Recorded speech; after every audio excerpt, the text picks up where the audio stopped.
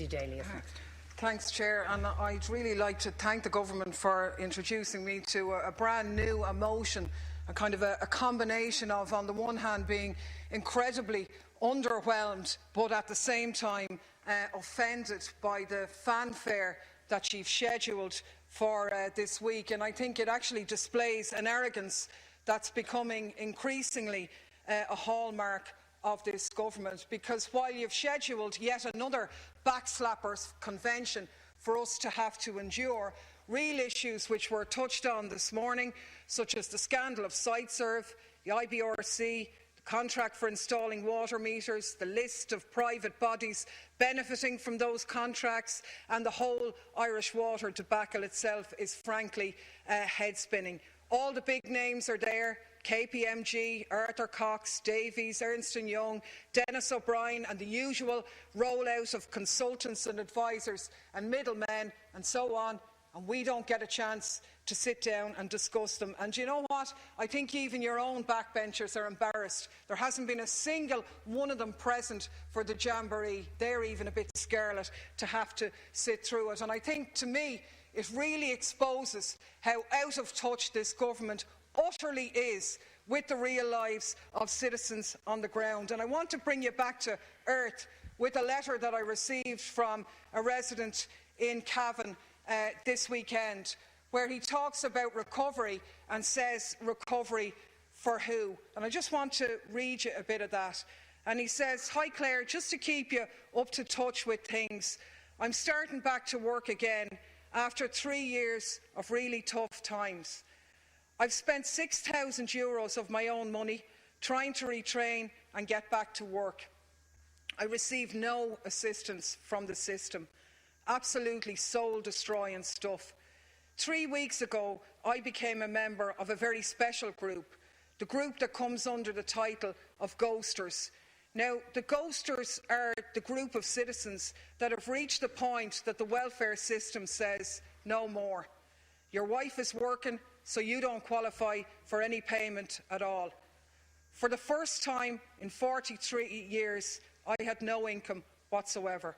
That's a situation I never ever want to be in again, nor did I in the first place. The sense of embarrassment, shame, and complete loss of self-esteem is indescribable. I never thought, even after being made redundant 3 years ago, that I'd be out for so long. I really believed that I'd be back at work in a couple of months at most, but that wasn't to be. The rest, as they say, is history. 2 weeks ago, I was standing on a bridge here in Ballyconnell, looking into a very fast-flowing river and deciding if I'd end it. 2 things prevented that from happening. Number 1, I looked in and I asked who'd feed my dog. But number 2, I want to see Enda Kenny and co get their comeuppance. In fact, I want to play my part in it. My vote counts. I count somewhere in the overall picture of things. Now, isn't that scary? But the real scary thing is that there are thousands more like me. They need help, real help. Not just a lip service from some pompous git in a suit, shirt and tie telling them that we're in recovery. Recovery for who? The Dennis O'Briens of this world? Greed-motivated buggers that care only for the quick buck at everybody's expense. Now, this citizen has more articulately put anything than I've heard from the government benches here today, and how right he is about the type of Ireland that you're standing over. And Minister Howlin had the brass neck to get up and allude to vague efforts that he outlined will allow us to build the society that reflects our values, one that is fair, caring and decent. He talked about a functioning society is a fair one, where the fruits of economic growth are shared among all the people. Well, he's certainly right there, and let's look at that yardstick that you've put out there against your achievements. Look at the type of society you're building. When we see the Sunday Times Rich List published at the weekend, claiming that Ireland is home to 13 billionaires with an accumulated wealth of €38 billion. The wealthiest 250 people with a total net wealth of €75 billion, a wealth that you don't tax a penny of extra taxation on.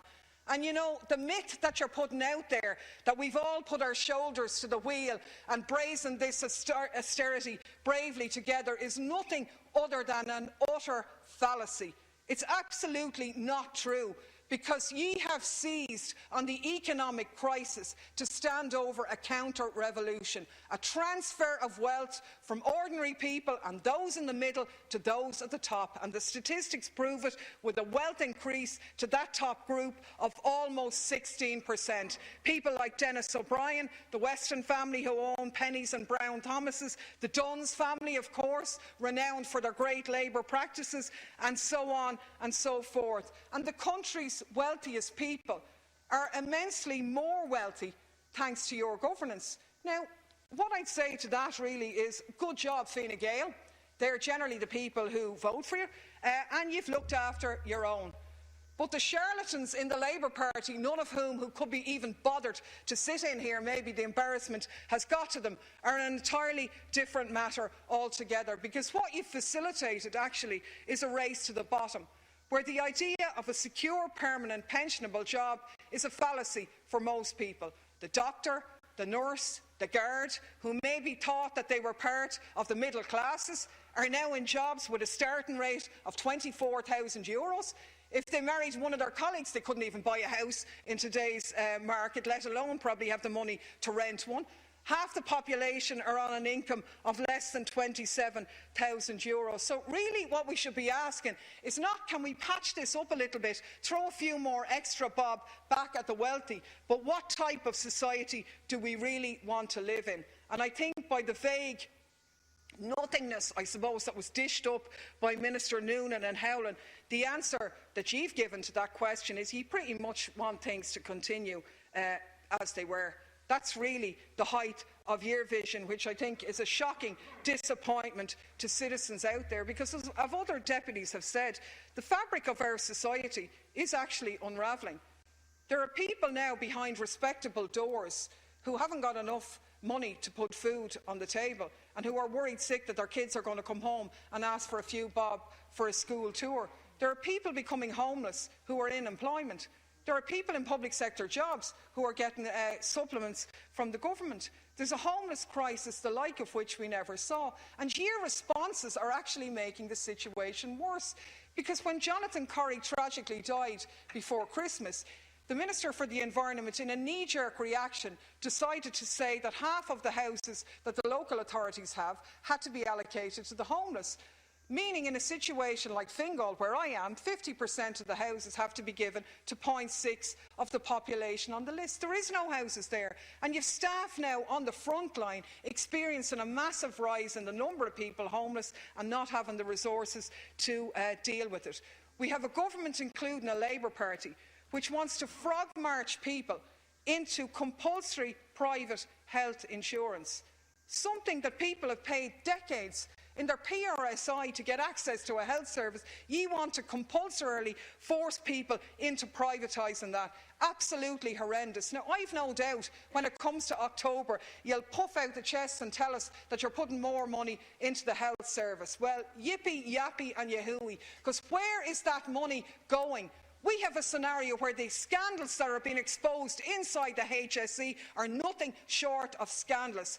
Care packages for vulnerable adults costing the state between €450,000 to €500,000 a year to an outsourced provider that's not being regulated by anybody. Let's face it, your government have done the middlemen very well. All the middlemen through all these outsourced companies of public services, they're the ones who are being enriched by your government at the expense of frontline staff. And we have an education system. If you have a few extra bob to play around with, surely to God, if you wanted to build a better society, you'd start with our young. You'd start investing in young people as the hallmark of a better type of world. And yet we have the INTO forced to go on a campaign to increase the capitation levels in our primary schools. €8 per capita, vis-a-vis 11 at second level and 16 at third level. That must be reversed. We must deal with the crisis in our classroom sizes if we're to be really serious. Ministers, I believe that citizens are happy to pay tax if they get good public services back. But we should be going after those at the top to pay more.